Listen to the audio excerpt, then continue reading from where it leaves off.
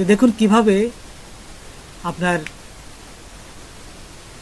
টেলিটকে টাকা পাঠাবেন। আপনাদের যখন আবেদন করা শেষ হবে তখন এই আবেদন করার পরে একটা আইডি নাম্বার পাবেন। তারপর মোবাইলে আপনার টেলিটক সিমটা ভরবেন। তারপর বিকাশ থেকে হোক আর যেভাবে হোক আপনি 120 টাকা রিচার্জ করবেন। তারপর এই মেসেজে চলে আসবেন। মেসেজে আসার পরে লিখবেন GSA, তারপরে এই যে ইউজার আইডি নাম্বার, এটা হচ্ছে ইউজার আইডি নাম্বার, স্পেস প্রথম স্পেস দিবেন, তারপরে ইউজার আইডি নাম্বার দিবেন।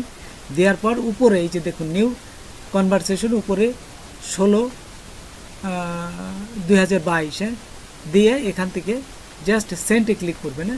এই যে নিচে দেখুন এখানে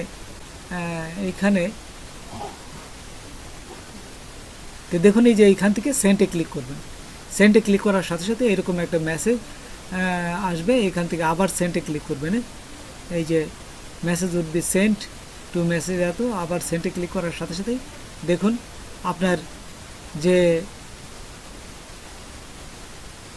যার নামে এই আপনি আবেদন করেছেন তার নাম আসবে।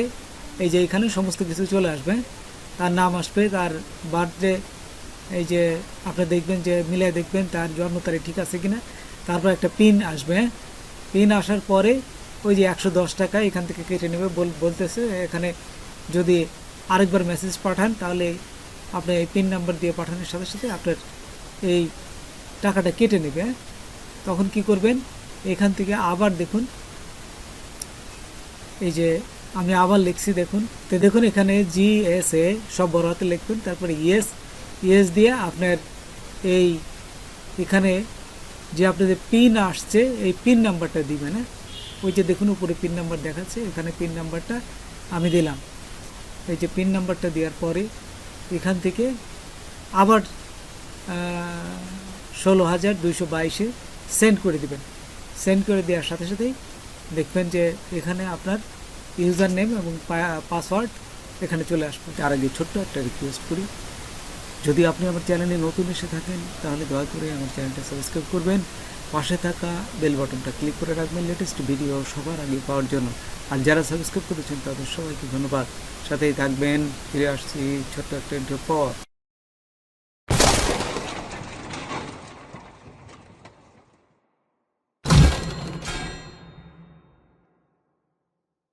a.teletalk.com.bd আচ্ছা, লেখার পরে এন্টার দিবেন। এন্টার দেওয়ার পর এখানে প্রথমটায় এই যে উপরে দেখুন সরকারি ও বেসরকারি বিশ্ববিদ্যালয়ের সময় ভর্তি, এই প্রথমটায় ক্লিক করবেন। প্রথমটায় ক্লিক করার সাথে সাথে আরেকটায় আপনাদের পেজে নিয়ে যাবে। তারপর দেখুন এখানে চলে আসবে সরকারি ও বেসরকারি বিদ্যালয়ের সময় ভর্তি 2025। তারপর নিচে দেখুন এই যে দ্বিতীয়টায় দেখুন সরকারি বিদ্যালয়ে ভর্তির আবেদন, নিচে তার নিচে আছে বেসরকারি বিদ্যালয়ে ভর্তির আবেদন। আমি আজকে আপনাদের প্রথমে বেসরকারি বিদ্যালয়ে ভর্তি আবেদন দেখাবো, সেম নিয়মেই। পরে আরেকটা ভিডিওতে এই সরকারি বিদ্যালয়ে ভর্তি আবেদন দেখাবো। আমরা এখন এই বেসরকারি বিদ্যালয়ে ভর্তি আবেদন এখানে জাস্ট ক্লিক করলাম। এই যে দেখুন এখানে ক্লিক করলাম। ক্লিক করার সাথে সাথেই আমাদের ভর্তি প্রক্রিয়ার সমস্ত কিছু প্রথমেই তারা এখানে বলে দিচ্ছে, আপনারা পড়ে নেবেন। আমি মূল অংশটাও আপনাদের বলে দেই। সেটা হচ্ছে 5টা স্কুলে আপনারা আবেদন করতে পারবেন। যদি আপনাদের কোনো স্কুলের 2টে ভার্সন থাকে, যেমন মর্নিং এবং ডে শিফট, সেই ক্ষেত্রে 2টে মর্নিং এবং ডে শিফট 2টা এই বিদ্যালয় হিসেবে গণ্য হইবে, আর বাকি 3টায় করতে পারবেন, মোট 5টায় করতে পারবেন। এবং এইখানে দেখুন সমস্ত লেখাই আপনারা ইংরেজিতে পূরণ করতে হবে। নাম দিবেন, তারপরে জন্ম তারিখ দিবেন, জন্ম নিবন্ধনের নম্বর দিবেন, তারপর শিক্ষার্থীর ধরন কি, বালক বালিকা এটা উল্লেখ করবেন, মোবাইল নাম্বার দিবেন, মোবাইল নাম্বারটি আবার দিবেন, হ্যাঁ 2বার দিবেন মোবাইল নাম্বারটা।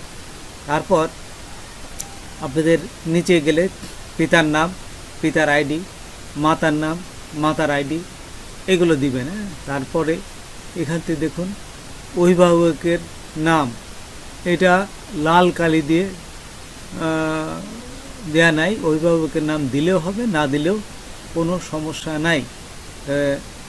যদি আপনাদের এই যে পিতার নাম থাকে, এই পিতার নামটাই অভিভাবকের ঘরে দিতে পারেন, অথবা মাতার নাম অভিভাবক ঘরে দিতে পারেন।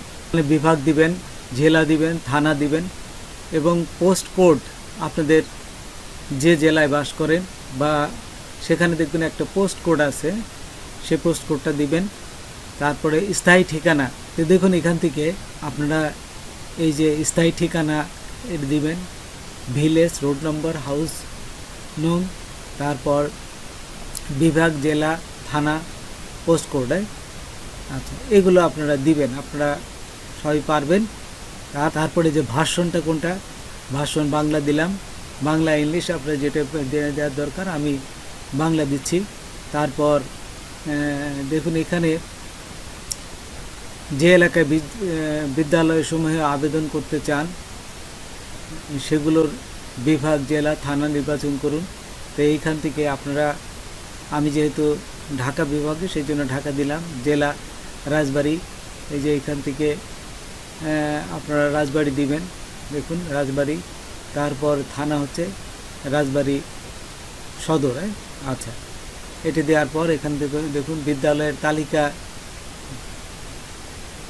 দেখান, এখানে ক্লিক করবেন। এখানে ক্লিক করলে আপনাদের এই এলাকায় যে যতগুলো বিদ্যালয় আছে সমস্ত কিছু দেখাবে। এই যে এখানে দেখুন 39টি বিদ্যালয় পাওয়া গিয়েছে, এখান থেকে আপনারা 5টা বিদ্যালয় দিতে পারবেন। যেহেতু বেসরকারি, আমি বেসরকারিতে 3টায় দিব এবং সরকারি 2টায় দিব, তো এইখান থেকে আমি 3টা সিলেক্ট করব। তো দেখুন এখান থেকে এই যে প্রথম ফার্স্ট চয়েস সিলেক্ট করার সাথে সাথে এখানে সমস্ত এই বিদ্যালয়গুলো দেখা যাবে। আমি এখান থেকে 3টা বিদ্যালয় এই যে এখান থেকে সিলেক্ট করছি, দেখুন এই যে শেষে। তারপর এখান থেকে নিচে যাবে না, আর কিছুই করা লাগবে না, এখানে একটু যে নিচে যাই। তারপর দেখুন যদি আপনাদের কোঠা কারোর থাকে তাহলে কোঠা নির্বাচন করবেন।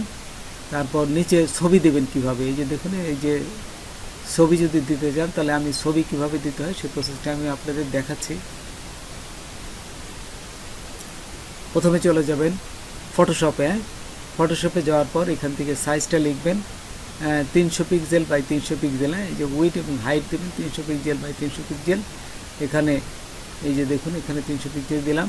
তারপর এখান থেকে ক্রিয়েট, আর কিছু করা লাগবে না, এখান থেকে চলে যাবেন সোজা ক্রিয়েটে ক্লিক করলে সাইজটা চলে আসবে, এই ছবিটাই এখানে জাস্ট বসাই দিবেন। তারপর দেখুন এখানে এই যে আমি ছবিটা বসাই দিলাম, বসায় সেরে আপনারা কিভাবে সেভ করবেন সেই প্রসেসটা দেখাচ্ছি। এখানে প্রথমে ফাইলে যাবেন, তারপরে এক্সপোর্টে যাবেন, তারপরে এখান থেকে এই যে নিচে যদি যাই সেভ ফর ওয়েব, এই যে এইটা ক্লিক করবেন, সেভ করা নিচেরটা এখানে ক্লিক করার সাথে সাথেই আপনাদের এখানে দেখাবে যে কোন ফরম্যাটে করবেন। আমি জেপিইজি ফরম্যাটে করব, তো এখান থেকে এই ফরম্যাটটা ওই যে উপরে দেখুন সিলেক্ট করা আছে, যে এখানে দেখুন এখানে সিলেক্ট করাই আছে। তারপর এখানে সব কিছু সিলেক্ট থাকলে আপনারা চলে আসবেন, এই যে সেভে ক্লিক করবেন। এই যে এখানে নিচে সেভে ক্লিক করলাম, সেভে ক্লিক করার সাথে সাথে আপনি কোথায় সেভ করবেন, এই যে আমি ডেস্কটপে এটা সেভ করব, তো এখানে সেভ করলাম। এই যে দেখুন এখানে জাস্ট একটা নাম দিয়ে আমি এই যে এখানে সেভ করে দিলাম। আচ্ছা সেভ করলে সেভ হয়ে গেলে সেভ হয়ে গেল। এখন আমি ওখানে যাই, জাস্ট এখানে দেখুন পেস্ট করে দেবো।